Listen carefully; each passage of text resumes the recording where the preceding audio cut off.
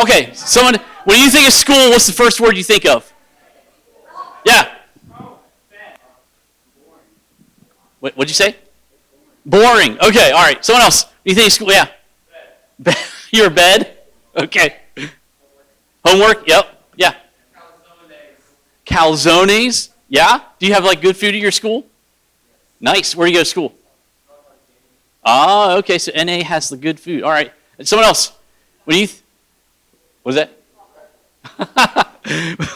Awful. When you think of school, what word do you think of? Prison food. That's awesome. Anyone else? Yeah. Home. All right. You do school at home? Okay. All right. Anyone else? When you think of school, what do you think of? Drama. Yeah, right. Yeah. Does anybody think of stress? All right. What about this? When you go back to school in August, late August here, it's a great opportunity, right, to upgrade to the new boyfriend, new girlfriend, right? Trade out the old one. I'm kidding. Maybe you think of it's football season, right? New school year, it's football season. Or do we have any band geeks in here? Yep. I was one of you. So I played trumpet. Maybe the new school year is the band owns my life, right? Is something like that. Or maybe you think of how much you love calculus. I don't. Does anyone think? No one loves calculus. Oh, that's strange. Okay. So listen, today, guys, I want to challenge you to think of something. When you think of school, I want to challenge you to think of it in a new way. I want to challenge you to think of school differently, perhaps than you've ever thought of it before. Can you guys just all tell me, I just want to know, where do you all go to school? I heard NA. Where else? Someone else? Where do you go?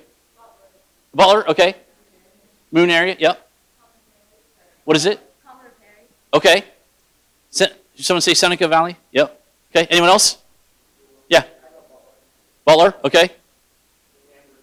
Ambridge, okay. Anyone else? Yeah. New Wilmington, okay. Anyone else? Where do you go to school? Okay. I want you to think about your school, right? I know it's summer. I know you don't want to think about that. I get it. I understand. But I want you to think about the people that you go to school with. I want you to think about the people, maybe you ride the bus with them, or you're on a team with them, or there are lockers next to you, or you're in a class together, or whatever. I want you to think about the people that you know. How do you know people who are really lonely? Anybody? Does anybody know people who are really depressed? Yeah? Anybody know people who are just really angry for whatever reason? Anybody know people like that? Yeah? How many know people who are just hurt? Their lives have been devastated for one reason or another. Anybody know someone like that? What about, do you know someone who is just, they have so much anxiety? Anybody know someone like that? Yeah? Any of you know someone who their life is good, but they are not happy? Like they should be happy, but they're not. Anybody know someone like that? Yeah. You guys, you all know people who are going through all kind of things, who have all kind of issues, all kind of struggles, all kind of things happening in their lives. And I want to tell you today, the thing that those people, the thing that they need, the thing that would change their life forever would be an encounter with God, right? That's what this week is called, right? The Encounter Conference. You all know people who desperately need an encounter with God. You all know people who have no idea that there's a God who loves them and cares about them. They say that somewhere between 90 and 95% of American teenagers would not call themselves a Christian or a believer or a follower of Jesus. In fact, 50% of your generation, you guys are Gen Z, by the way. Not sure if you knew that, but if you didn't, that's your generation. 50% of you guys don't believe there's a God at all.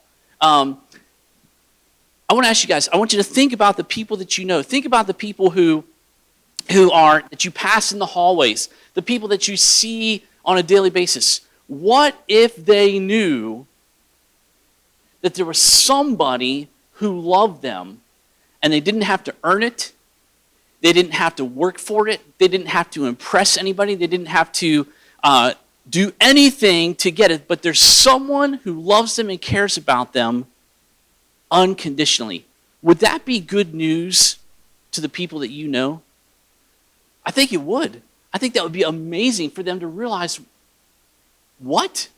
Because 99% of the things that we do in life are to get someone's approval, someone's love, just to know that somebody cares about us, that somebody loves us, that our lives matter to someone. And you guys know people who are making really, really bad decisions, but they're doing it because they think if they do that, there's somebody who's going to accept them and love them and care about them, right? You also know people who are doing really good things, getting really good grades. They're in the National Honor Society, and they're on the college, taking AP classes and all that. But there are some people doing those good things because they think that's the only way their life will have value. That's the only way somebody will love and care about them. That's the only way that their life will matter. And guys, I want to challenge you today. You know something. I hope you have experienced something that most of the people you know have not. And that is that there's a God who loves you and cares about you no matter what you've done or what you do or who you are or where you've been or where you're from.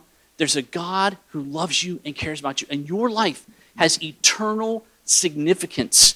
Your life matters to God. God loves and cares about you. And there are hundreds and hundreds and hundreds of people at your school that have not heard that from anyone.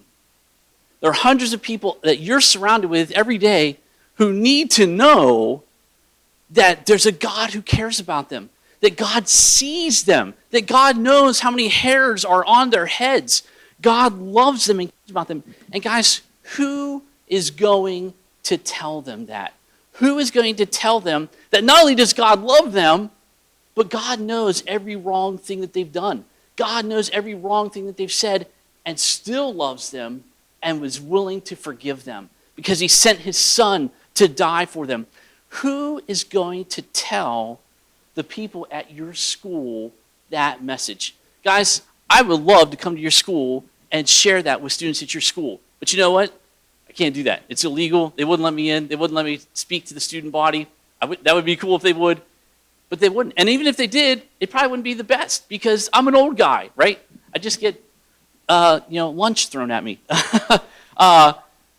They wouldn't care what some old Gen Xer has to say, right? But if they heard it from you, if the people that you go to school with heard from you